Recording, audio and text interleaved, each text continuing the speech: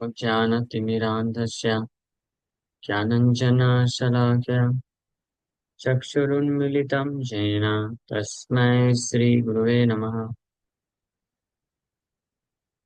नमो विष्णुपादाय कृष्णप्रेष्ठाय भूतले श्रीमते भक्ति वेदान्त स्वामिन्निति नामिने। नमस्ते सारस्वते देवे गौरवाणी प्रचारिणे निर्विशेष शून्यवादी पाश्चात्य देश तारिणी नित्यानंद नमस्तुभ्यं प्रेमानंद प्रदायिने कलौ कल्मषनाशाय जानवापते नमः। नमो महावदन्याय कृष्ण प्रेम प्रदायते कृष्णाय कृष्ण चैतन्य नामने गौरतुसे नमः।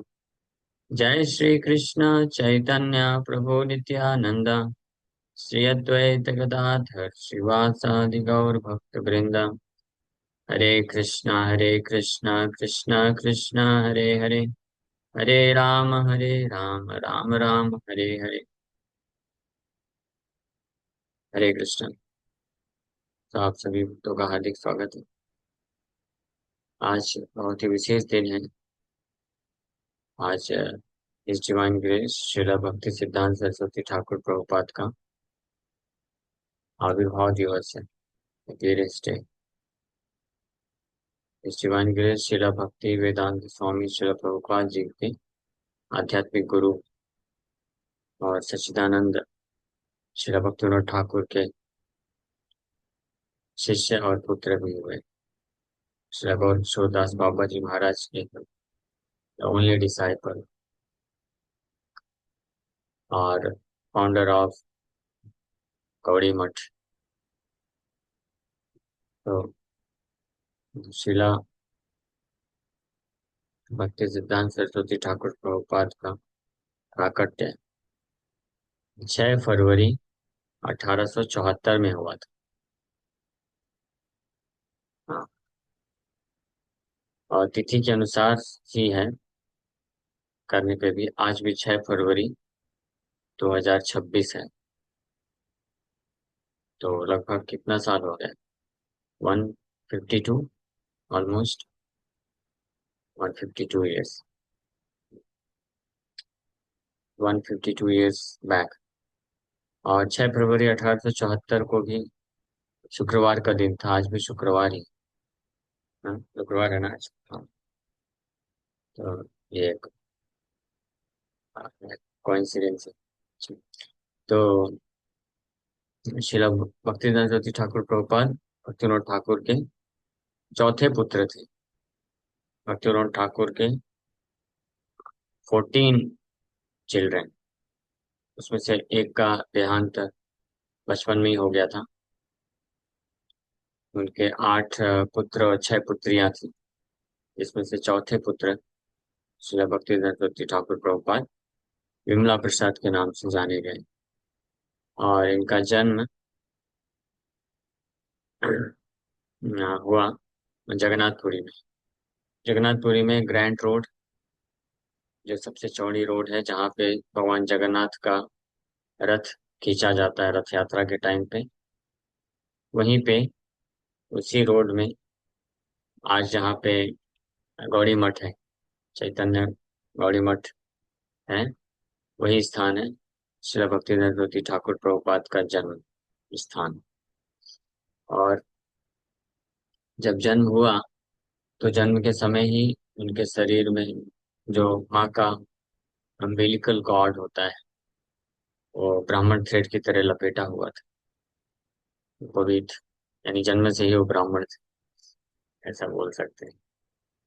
और जन्म के कुछ महीने बाद, ये फरवरी 6 1874 है, और जून जुलाई यानी लगभग 6 महीने के बाद, 5 महीने के बाद रथ यात्रा होता है। तो रथ यात्रा के समय भगवान जगन्नाथ का रथ ऑटोमेटिकली जब चल रहा था तो उस ग्रैंड रोड के उस स्थान पे आके रुक गया जहाँ पे फकीरों ठाकुर का घर था। वहां पे तब तक रुका रहा और फिर भक्ति सिद्धांत सरस्वती महाराज की माता श्रीमती भगवती देवी अपने इस नवजात शिशु को लेके गई और जगन्नाथ के रथ में चढ़ के जगन्नाथ जी के चरणों में रखती। जैसे ही जगन्नाथ जी के चरणों में रखी तो जगन्नाथ के गले से एक फूलों की माला गिर जाती है श्रील भक्ति सरस्वती ठाकुर प्रभुपाद के ऊपर। और इस प्रकार से सारे भक्त लोग जोर से बोलते हैं जय जय हरि बोल। और तब भक्ति विनोद ठाकुर समझ जाते हैं कि ये वही संतान है जिसको जगन्नाथ जी ने भेजा है आशीर्वाद के रूप में उनको महाप्रभु के संदेश का प्रचार करने में सहायता करने की। इसलिए उनका नाम विमला प्रसाद रखा। और फिर धीरे धीरे ये बड़े होने लग गए। 7 वर्ष की उम्र में ये पूरी भगवत गीता को रिसाइट कर सकते थे, कंठस्थ कर लिए थे। कि कौन सी उम्र में? 7 वर्ष, when he was just 7 years old। पूरी भगवत गीता बोल सकते थे श्लोकों को और साथ ही साथ में उसका ट्रांसलेशन भी बता सकते थे। सो तो शुरू से ही श्रील भक्तिविनोद ठाकुर अपने इस बहुत ही बुद्धिमान होनहार बालक को वैदिक शास्त्रों में शिक्षा देना चालू कर दिए। इनका उपनयन संस्कार किए और नरसिंह मंत्र में इनको दीक्षा भी दिए, हरिनाम भी दिए। हरिनाम दीक्षा भी अपने पिताजी के द्वारा प्राप्त हुई भक्तिवेदांत महाराज जी को। और नरसिंह भगवान का भी एक मंत्र प्रदान किए उनको। और साथ ही साथ में एक वराह भगवान का विग्रह वराह शिला उसका भी पूजा करने का आदेश दिए। ये भक्ति विनोद ठाकुर जब कलकत्ता में अपना घर बना रहे थे भक्ति भवन, तो उसके खुदाई करते वक्त उनको वराह भगवान का शालिग्राम शिला मिला था। तो उसको उन्होंने अपने इस पुत्र विमला प्रसाद को प्रदान किया पूजा करने के लिए। और उसी वक्त नरसिंहदेव भगवान का मंत्र भी प्रदान करते हैं। तो ये जो मंत्र है भक्ति विनोद ठाकुर को ध्यान में या स्वप्न में प्राप्त हुआ था, जिसमें स्वयं नरसिंहदेव भगवान उनको यह मंत्र प्रदान करते हैं। और इसी मंत्र को भक्ति विनोद ठाकुर श्रीला भक्ति सरस्वती ठाकुर प्रभुपाद को देते हैं।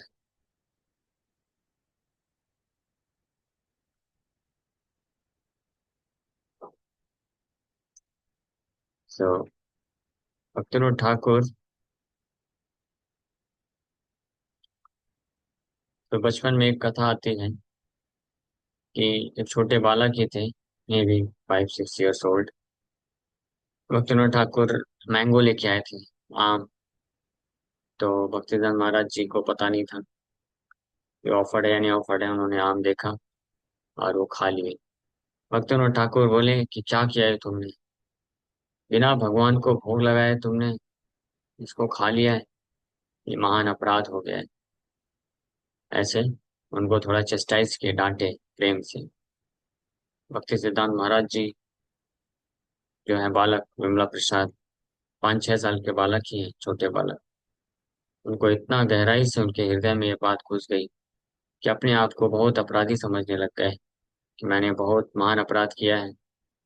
जो आम भगवान के भोग के लिए था मैंने उसको भोग लिया।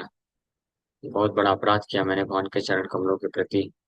और फिर उसी दिन से ये संकल्प ले लिए कि भविष्य में मैं पूरे जीवन में मैं आम नहीं खाऊंगा। और आप लोग जान के हो सकता है आश्चर्यचकित हो जाएं, बट कोई आश्चर्य नहीं है, ऐसे महान आचार कर सकते हैं। उसके बाद से भक्ति सिद्धांत महाराज जी पूरे जीवन में कभी आम नहीं खाए, जबकि बंगाल में आम बहुत फेमस है। और जब वो बड़े हुए उनके डिसाइपल्स कई बार आम लेके आते थे तो वो मना कर देते थे, बोलते थे कि मैं अपराधी हूँ, I do not deserve to eat this mangoes, कि मैं आम को खाने का अधिकारी नहीं, मैंने अपराध किया है। छोटे में ये अपराध होने पे तो ये this was a sign of his spiritual seriousness and determination.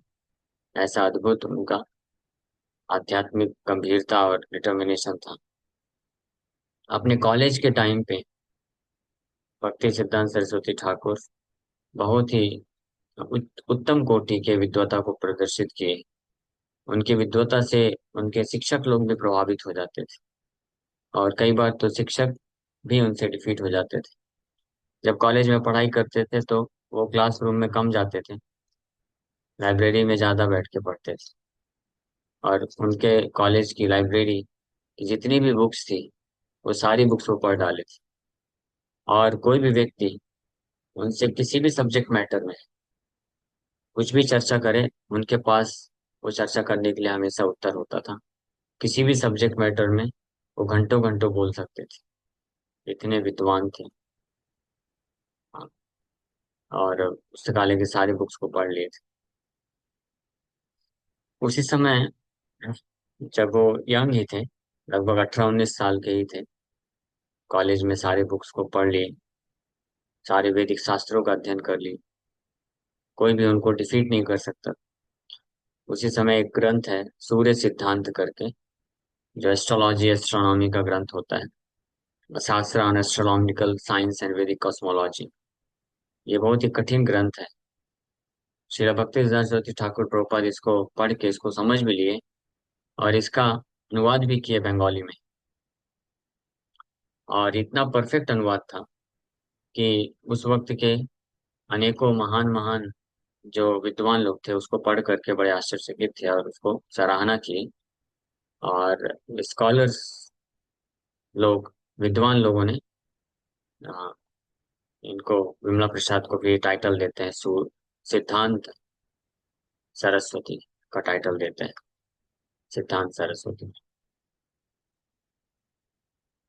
क्योंकि बहुत अद्भुत तरीके से। और इनको उस कॉलेज का फिर हेड ऑफ द डिपार्टमेंट बनाने का भी प्रपोजल दिया गया था, लेकिन भक्ति सरस्वती ठाकुर प्रभुपाद उसको डिनाई करती, एक्सेप्ट नहीं किए। इनफैक्ट कॉलेज भी कंप्लीट नहीं किए थे, कॉलेज को उन्होंने आधा ही छोड़ दिया। उसका कारण ये था कि भक्ति सिद्धांत सरस्वती ठाकुर प्रभुपाद को लगता था कि अगर मैं कॉलेज कंप्लीट करूंगा, मेरे पास डिग्री आ जाएगी, तो फिर मेरे सगे संबंधी मुझे बहुत योग्य समझ करके मुझे मेरे ऊपर प्रेशर डालेंगे विवाह करने के लिए। तो अगर मैं कॉलेज कंप्लीट करता हूँ तो मुझे योग्य समझ के फिर विवाह करना पड़ जाएगा। तो इसलिए उनका ये विचार था कि अगर मैं कॉलेज कंप्लीट नहीं करता हूँ तो लोगों को लगेगा कि मैं ज्यादा पढ़ा लिखा नहीं, मैं लायक नहीं, नालायक हूँ। तो इसलिए मेरा कोई विवाह के लिए रिश्ता नहीं है। क्योंकि जो लोग भी, उस समय भी ऐसा था, कोई भी अपनी लड़की किसको देगा, जिसके पास प्रॉपर डिग्री होगी, जॉब होगा, तभी देगा। तो भक्तिनाथ महाराज जी अपने आप को बचाने के लिए कॉलेज की डिग्री ही नहीं ली, कंप्लीट नहीं किए, हालांकि वो इतने विद्वान थे। तो फाइनली कॉलेज के टाइम पे उन्होंने एक क्लब चालू किया था। जैसे कॉलेज में आप लोगों ने पढ़ा होगा तो जानते होंगे, कॉलेज में अनेकों प्रकार के क्लब होते हैं। हाँ, स्टूडेंट्स लोग भी क्लब चालू करते हैं कुछ पर्पज से। कोई ड्रामा का क्लब चालू करता है, कोई म्यूजिक क्लब चालू करता है, कोई रोबोटिक्स क्लब चालू करता है, हाँ, कोई इस प्रकार से डांस क्लब चालू करता है, कोई किसी रिसर्च के फील्ड का क्लब चालू करता है, कोई क्रिएटिव आर्ट्स का क्लब चालू करता है। ये सब क्लब स्टूडेंट्स लोग चलाते हैं, और उसमें एक दो लोग लीडर होते हैं, वो उसको करते हैं। तो आप सोचिए, विमला प्रसाद अपने कॉलेज टाइम में कौन सा क्लब चालू किया होगा। उन्होंने एक कॉलेज का क्लब, एक क्लब चालू किया था कॉलेज में, जिसका नाम था चिर कुमार सभा क्लब। हाँ, उस क्लब का अर्थ ये होता था कि उस क्लब में जो भी मेंबर होंगे वो आजीवन नैष्ठिक ब्रह्मचारी रहने का संकल्प लेते थे, कोई साथ विवाह नहीं करेगा। हाँ, तो उसके वो लीडर थे। लेकिन बाद में ऐसी स्थिति हुई कि उस क्लब के जितने मेंबर्स थे उसमें से केवल एक ही व्यक्ति बचा जो आजीवन ब्रह्मचारी रहा। वो स्वयं वो लीडर ही थे बस, श्रील भक्ति सिद्धांत सरस्वती ठाकुर प्रभुपाद। वही बस आजीवन ब्रह्मचारी बने रहे, बाकी सब धीरे धीरे करके विवाह कर लिए। तो ये, लेकिन उनका ये प्रयास था, एटलीस्ट ये अटेम्प्टेड माया के अगेंस्ट ये क्लब चालू किया था। तो इसलिए माया के अगेंस्ट हम कार्य चालू करते हैं, तो भले ही सब लोग कोई उसमें सक्सेस हो या ना हो, अगर एक जो चालू किया वही सक्सेसफुल हो गया, वो भी अपने आप में बड़ी बात। So he was successful, and of course he was always successful. So in college he formed a society, student society called August Assembly, for which the key requirement of the university was maintaining celibacy or brahmacharya. The society would meet and discuss philosophy and support social issues as well. Yeah, तो ये था। As a staunch Nashik brahmachari committed to lifelong celibate life, he wished to avoid entanglements. Consequently, he quit his studies early and left home to work for one of the Maharajas of India. तो job छोड़ करके, sorry, college छोड़ दिए, और उन्होंने तुरंत job ले लिया, जस्ट टू मेंटेन हिमसेल्फ। उनका उनका वो मिशन नहीं था, या गोल नहीं था। फॉर द टाइम भी कुछ समय के लिए वो जॉब लिए। भी कैसा जॉब था? हमारी जैसा जॉब नहीं, संसार का थर्ड क्लास। वो एक महाराज के, उस समय के राजा थे, I think east east India में। तो उनके मिनिस्टर के रूप में, उनके एडवाइजर के रूप में, उनके कोर्ट एस्ट्रोलॉजर एडमिनिस्ट्रेशन में उनको गाइड करने के रूप में उन्होंने ये जॉब लिया था, और राजा बहुत प्रसन्न था उससे। और जब कुछ साल तक वहां पे किए, और फिर जब वो जॉब छोड़ना चाहते थे, तो राजा इतना उनके गाइडेंस से और उनके विद्वता से इतना प्रसन्न था, इतना लाभ मिला था उसको, कि उन्होंने डिसाइड किया था कि जॉब छोड़ने के बाद भी वो सिद्धांत सरस्वती को पूरा सैलरी देते रहेंगे। तो कुछ समय तक तो हालांकि लिए वो सैलरी, लेकिन बाद में फिर सिद्धांत सरस्वती, शिला भक्तिसिद्धांत सरस्वती ठाकुर प्रभुपाद खुद ही मना कर दिए कि आई डोंट वांट दिस। फिर जब भक्तिविनोद ठाकुर ने योगपीठ डिस्कवर किया, उस वक्त भक्तिविनोद ठाकुर भक्तिसिद्धांत सरस्वती ठाकुर प्रभुपाद को ये जिम्मेदारी दिए थे कि वहां पे रह करके उसको संभाले, क्योंकि उस वक्त भक्तिविनोद ठाकुर फिर को जगन्नाथपुरी का डिस्ट्रिक्ट मजिस्ट्रेट बनाया गया था, तो वहां पे वो सर्विस में थे। तो भक्ति सिद्धांत सरस्वती ठाकुर प्रभुपाद भी वहां पर कुछ समय तक रहे, लेकिन बाद में फिर भक्ति विनोद ठाकुर उनको भेज देते हैं मायापुर योग पीठ में, वो उसको वहां पे देखरेख करने के लिए। उसी दौरान, ये 1905 की बात है, लगभग 31 ईयर्स ओल्ड थे तब, उन्होंने ये संकल्प लिया था 100 करोड़ नाम जप करने का। और इस संकल्प को वो पूरा किए, डेली 192 माला जप करके लगभग 9 साल 4-5 महीने में कंप्लीट किए। और इस दौरान वो अत्यंत कठिन तपस्या करते थे। दिन में मात्र एक बार खाते थे, और वो भी चातुर्मास में और भी कठिन तपस्या करते थे। खाने का उनका जो तरीका था, वो अपने हाथ को दोनों पीछे ऐसे बांध लेते थे, और प्लेट यूज नहीं करते थे। एक बहुत बड़ा वो होता था, पत्थर रहता था, उसी में एक बार डालते थे, और ये मुंह लगा करके डायरेक्ट एक बार में जितना आ गया उतना खाते थे, वंस इन अ डे। ये चातुर्मास में ये तपस्या, बड़ी कठिन तपस्या, इस भाव को करते थे, और पूरा दिन, दिन रात जप करते रहते थे। अपना एक छोटा सा ग्रास हट, घास फूस का झोपड़ी बनाए थे, उसी में बैठ के जप करते थे। जब बहुत बारिश आती थी मायापुर में, आज भी बहुत बारिश होती है, जब होती है उन दिनों तो और भयानक बारिश होती थी, तो वो घास के हट से पानी गिरता रहता था, तो वो उसको रिपेयर नहीं करते थे, छाता लेकर के बैठ जाते थे और एक माला लगते थे, हरे कृष्ण जप करते रहते। Instead of taking the time to repair, the whole Bhaktisiddhanta Saraswati sat in the hut with an umbrella and continued chanting his japa. This vow was long-term commitment that took him several years to complete. 9 साल 4-5 महीने से लगे थे लगभग। सन 1900 की बात है। हाँ, 1900, 1 जनवरी के दिन श्री गौर किशोरदास बाबा जी महाराज से दीक्षा मिलता है। लेकिन उसके पूर्व श्रील भक्तिविनोद ठाकुर ने आदेश दिया था कि आप जाओ, श्री गौर किशोरदास बाबा जी महाराज से दीक्षा लो। तो वो गए, लेकिन गौर किशोरदास बाबा जी महाराज उनको मना कर दिए, बोले मैं आपको दीक्षा देने के लिए योग्य नहीं। क्यों? Because you are over qualified. आप ज्यादा योग्य हैं, मैं योग्य नहीं। आप इतने विद्वान हैं, इतने सारे शास्त्र पढ़े लिखे हैं, और मुझे तो पढ़ना भी नहीं आता। मैं तो अंगूठा छाप हूँ, अपना साइन भी नहीं कर सकता हूँ। तो मैं योग्य नहीं हूँ आपको दीक्षा देने के लिए। तो भक्ति सिद्धांत महाराज जी बहुत रिक्वेस्ट किए कि नहीं नहीं, दीक्षा के बिना मेरी सारी विद्वता किस काम की, सब यूजलेस है। तो बहुत जब इंसिस्ट करने लग गए एक दो बार, तो फिर और किशोरदास बाबा जी महाराज बोले ठीक है, मैं महापुरुष से पूछूंगा, अगर वो बोलेंगे तब दूंगा। तो ऐसे बोल के भेज दिया। कुछ दिन हो गया, कुछ रिप्लाई नहीं आ रहा है। फिर भक्ति सिद्धांत महाराज जी फिर से दौड़ के आए। बोले महाप्रभु ने क्या बोला? बोले, गौर किशोरदास बाबा जी महाराज बोलते हैं कि मैं पूछना भूल गया, मैं पूछूंगा फिर बताऊं। फिर भेज दिया उनको। फिर वापस से आए, बोले महाप्रभु से पूछा आपने? बोले हाँ, महाप्रभु से पूछा, लेकिन उन्होंने कुछ उत्तर नहीं दिया। उत्तर देंगे तो बताऊंगा। तो ऐसे करके फिर जब आए तो बोले महाप्रभु से पूछा आपने, क्या उत्तर दिया उन्होंने? बोले पूछा, उन्होंने मना कर दिया, बोले योग्य नहीं हूँ। जब ऐसा सुने तो बड़े व्याकुल हो गए और रोने लग गए, और उनको बोले कि अगर मैं आपसे दीक्षा प्राप्त नहीं कर सकता हूँ तो मेरे जीवन धारण करने का कोई अर्थ नहीं।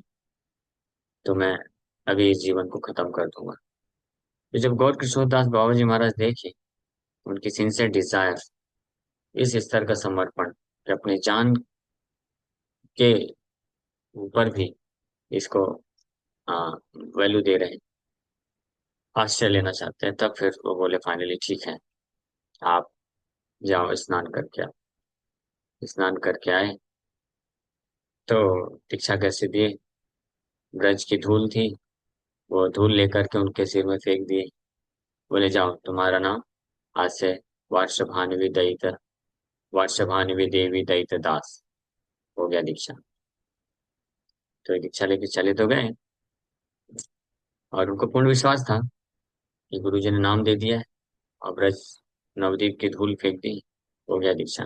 फिर कुछ समय के बाद फिर से आते हैं, बड़े विनम्रता के भाव से दंडवत प्रणाम करके उनको रिक्वेस्ट करते हैं कि इसमें कोई संशय नहीं है, आपका बोलना मात्र ही सफिशिएंट है, पर्याप्त है पूर्ण रूप से, कि आपने शिष्य के रूप में स्वीकार कर लिया है, और हर प्रकार का जो मंत्र, जो दीक्षा का स्वरूप है, सब पूर्ण रूप से हो गया है।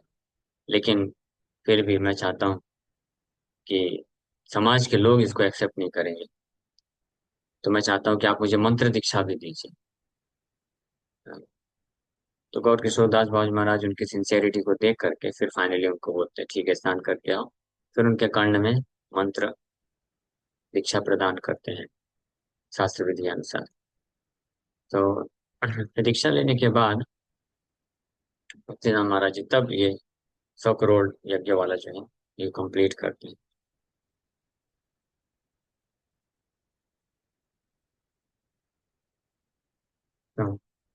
तो जब 1 बिलियन नेम, 100 करोड़ नाम यज्ञ हो गया, तब भक्तिदान सरस्वती ठाकुर प्रभुपाद अपना प्रीचिंग मिशन चालू किए, निकले मायापुर से कलकत्ता की तरफ। सबसे पहले संन्यास लिए, और संन्यास लेने के पश्चात कलकत्ता गए। वहां पे एक उल्टा टांगा रोड, एक छोटा सा जो है फ्लैट, उसको रेंट में लेते हैं, और वहां पे कुछ अपने शिष्यों के साथ मिल करके स्टार्ट करते हैं मिशन। रेगुलर क्लासेस करना और टीचिंग प्रोग्राम्स करना, मिलना लोगों से, और धीरे धीरे फिर प्रीचिंग वर्क वहाँ पे एक्सपैंड होता है। ये 1918 की बात है लगभग। 1918 में संन्यास लेकर के कलकत्ता आ जाते हैं, स्टार्ट कर देते हैं। और 3-4 साल के बाद फिर हम जानते हैं 1922 में हमारे शिला प्रभुपाद जी भी मिलते हैं वहीं उल्टा डंगा में। तब तक वहीं पे था, रेंटेड अपार्टमेंट ही था, गौड़ी मठ रेंटेड अपार्टमेंट में था। फिर बाद में उनके एक शिष्य हुए, बहुत रिच थे, जो बहुत बड़े बिजनेसमैन थे, रिच, बहुत धनी थे। तो उन्होंने अकेले जो आज गौड़ी मठ है कलकत्ता में, बहुत बड़ा भव्य मार्बल टेम्पल वो बिल्ड करके बनाते हैं, और भक्तिदान महाराज जी को ऑफर करते हैं। सो एक बहुत अद्भुत घटना है। जब 1915 या 16 की बात है।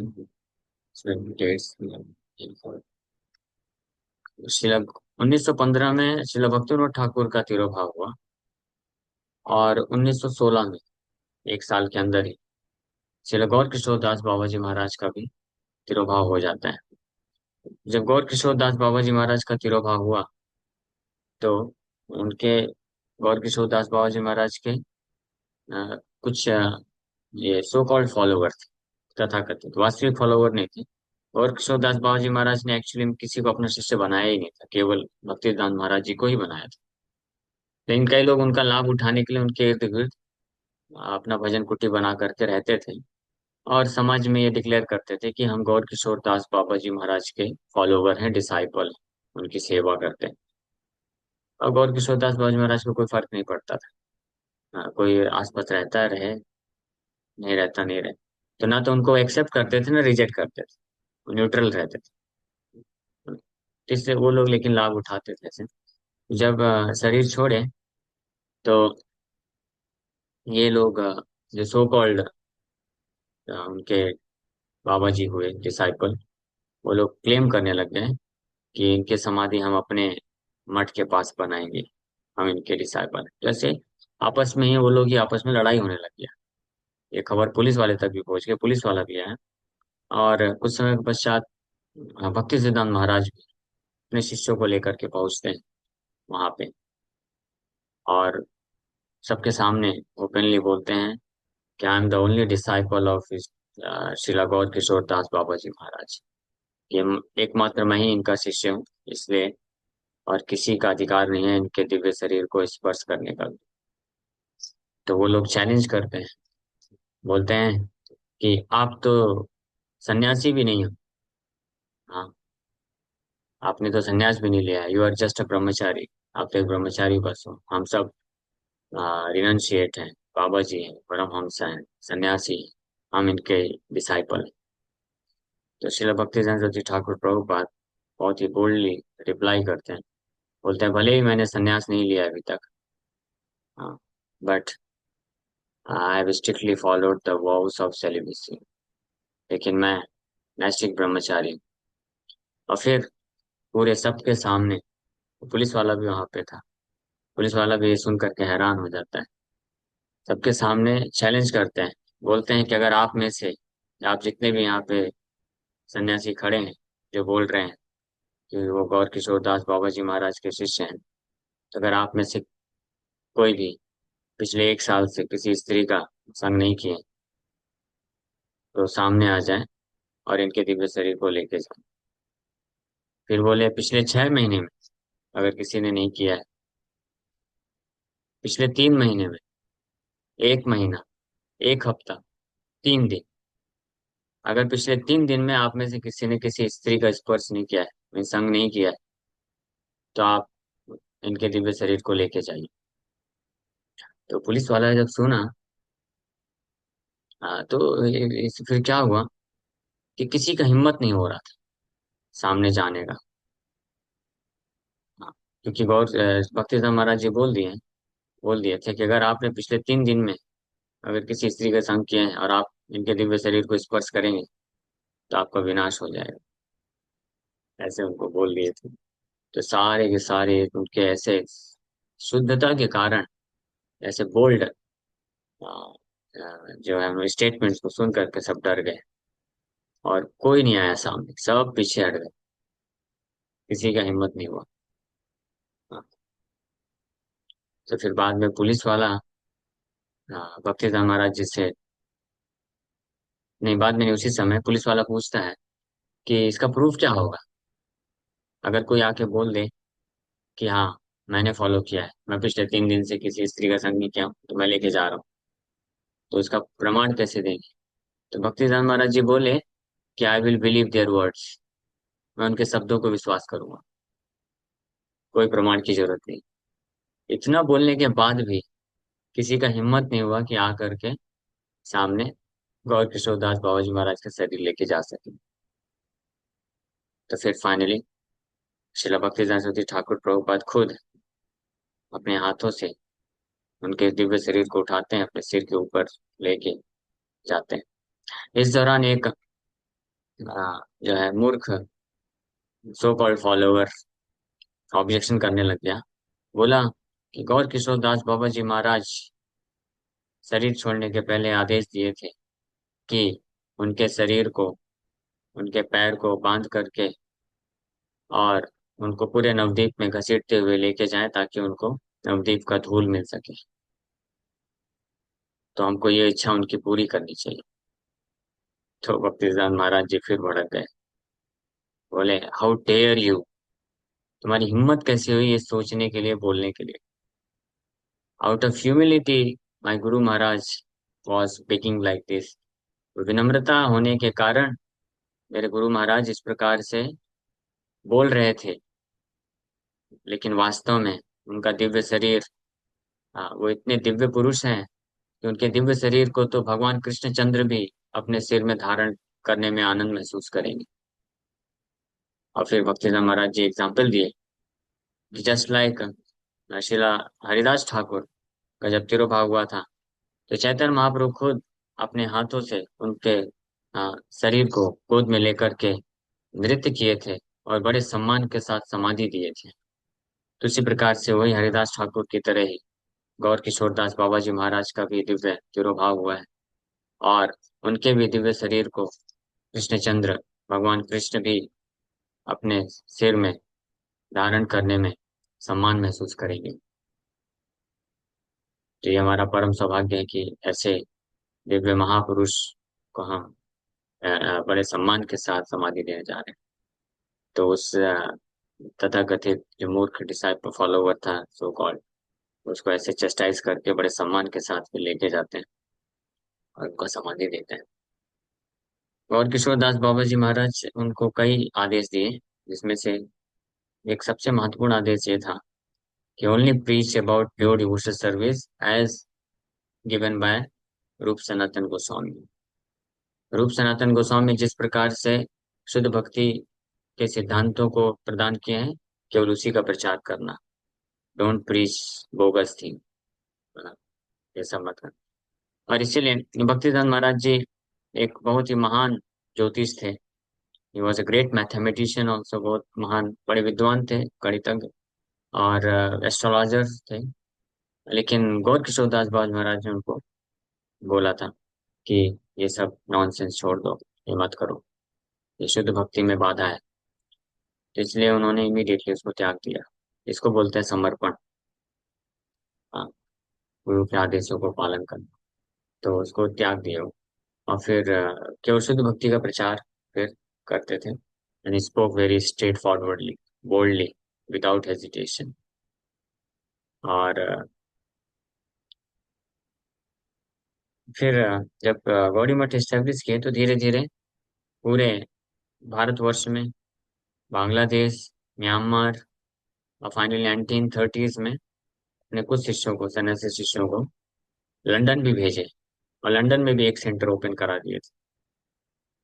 और भक्तिनाथ महाराज जी का खुद का भी प्लान था लंदन जा करके प्रचार करने का, but because of health issues, उनके उस वक्त हेल्थ इश्यूज बढ़ गए, इसलिए वो नहीं जा पाए, क्योंकि इतना लंबा ट्रैवलिंग करना उस वक्त उनके हेल्थ के लिए ठीक नहीं रहता। तो इसलिए वो अपने सन्यासी शिष्यों को भेजे, और फिर वो लोग वहाँ पे गए और प्रचार किए और सेंटर भी खोले, और वहाँ से कुछ फॉरेन डिसाइपल्स भी लेके आए। बट फिर फाइनली भक्तिनाथ महाराज जी 1 जनवरी 1937 का तिरुभाव होता है आपका।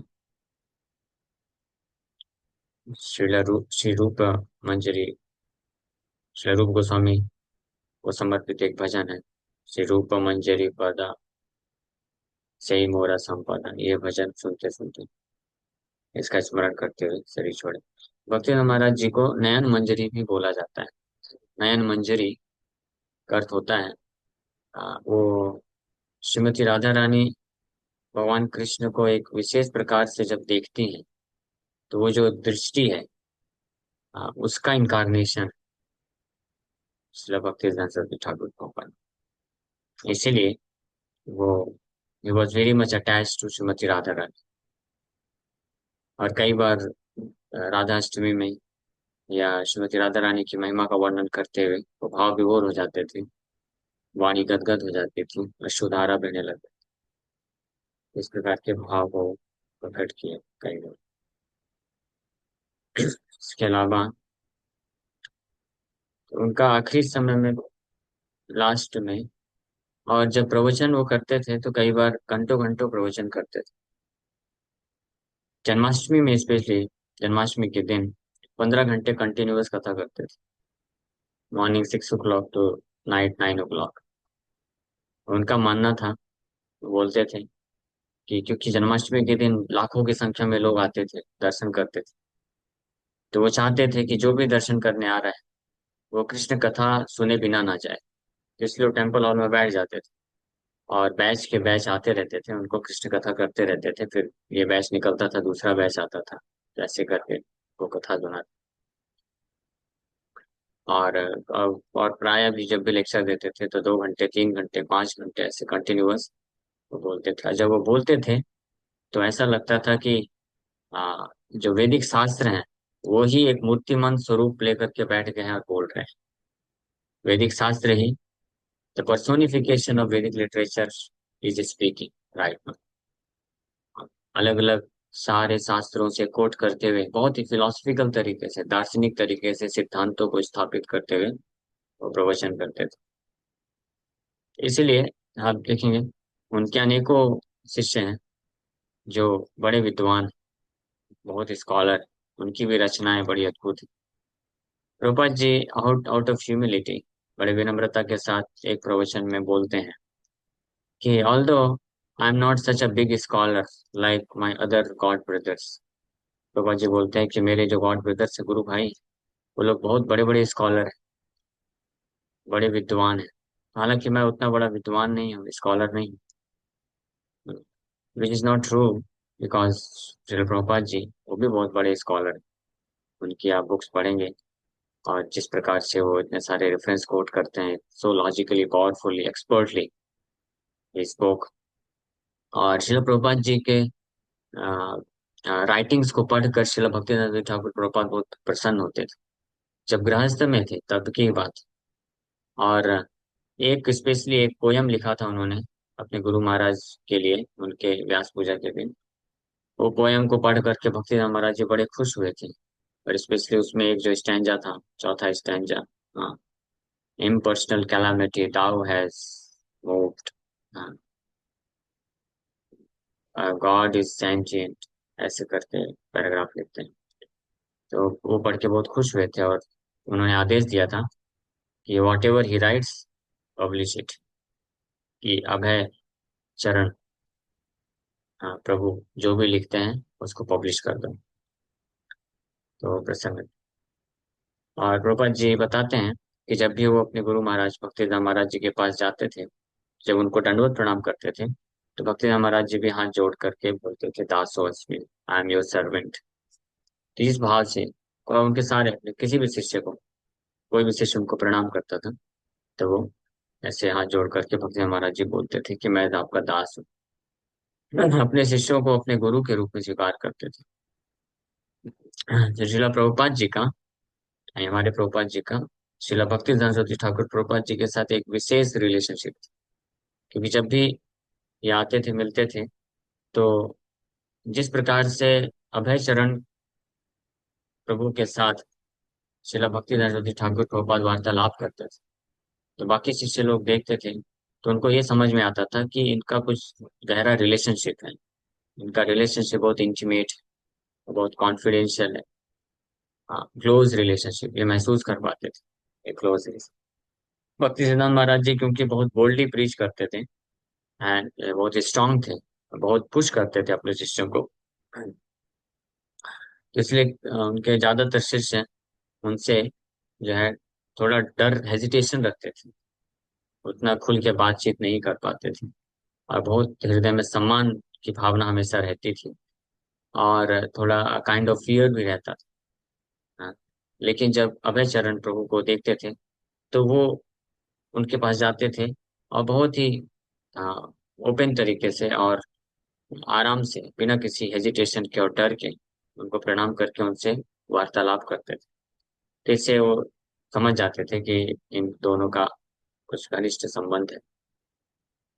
हाँ। तो भक्तिनाथ महाराज जी भी पहले से वो जानते थे प्रभुपाद जी को देख करके कि ये एक यूनिक पर्सनालिटी।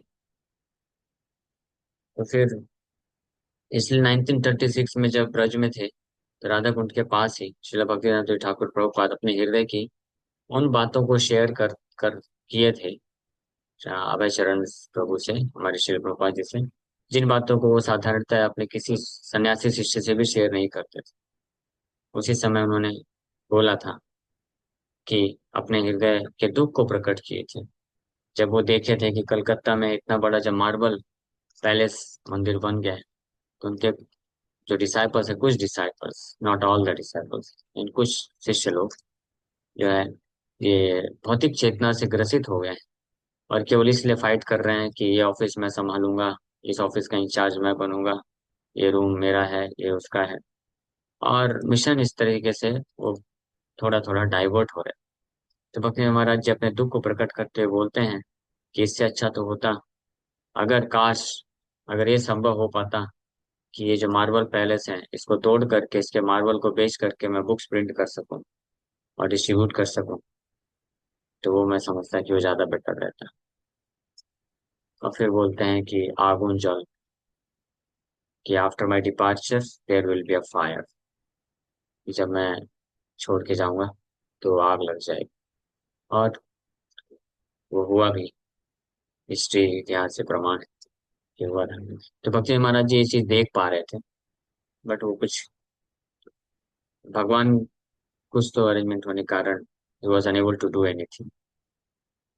सो प्रभुपाद जी से अपने हृदय के दुख को प्रकट करते हुए फिर उनको ये आदेश देते हैं कि इसलिए मैं आपसे चाहता हूँ कि when ever you get money, print books and distribute it widely. जब भी आपको पैसा मिले कहीं से, तो आप बुक्स प्रिंट करो और बुक डिस्ट्रीब्यूशन करो। और ये भी आदेश दिए, फाइनल इंस्ट्रक्शन भी दिए। फर्स्ट मीटिंग में भी इंस्ट्रक्शन दिए थे कि आप विदेश, वेस्टर्न कंट्रीज में जाके इंग्लिश भाषा में प्रचार करो।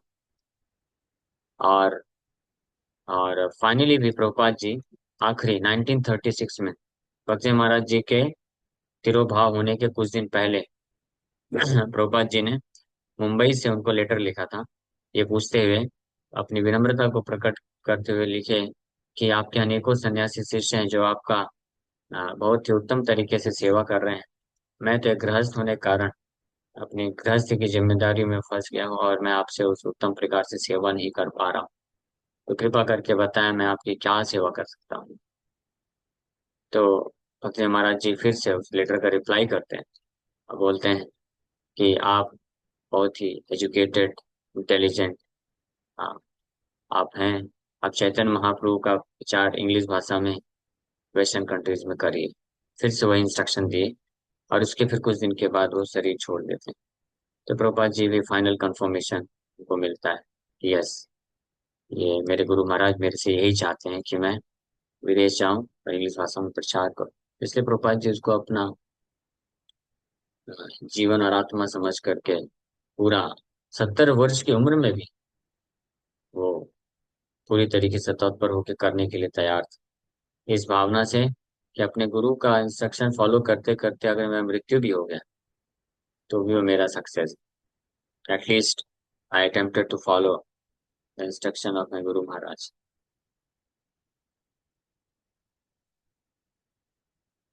हाँ, तो इस प्रकार श्रील भक्ति वेदांत सरस्वती ठाकुर प्रभुपाद का आज आविर्भाव हुआ था।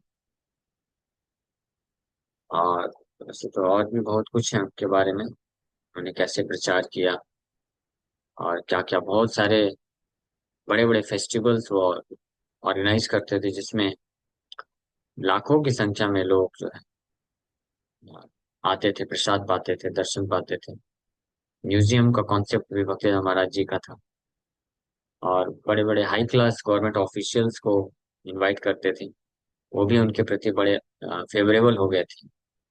ब्रिटिश गवर्नर जो थे उस वक्त कलकत्ता के, तो सबको वो कल्टीवेट किए थे बहुत ही अच्छे तरीके से। ठीक है, तो यहीं पे हम लोग विराम करते हैं। Thank you very much. उनके कुछ फाइनल इंस्ट्रक्शंस हैं जो शरीर छोड़ने के 1-2 दिन पहले उन्होंने अपने डिसाइपल्स के लिए बोला था। तो वो भी रिटन फॉर्म में है अपने पास, तो वो भी मैं पढ़ूंगा। हरे कृष्ण।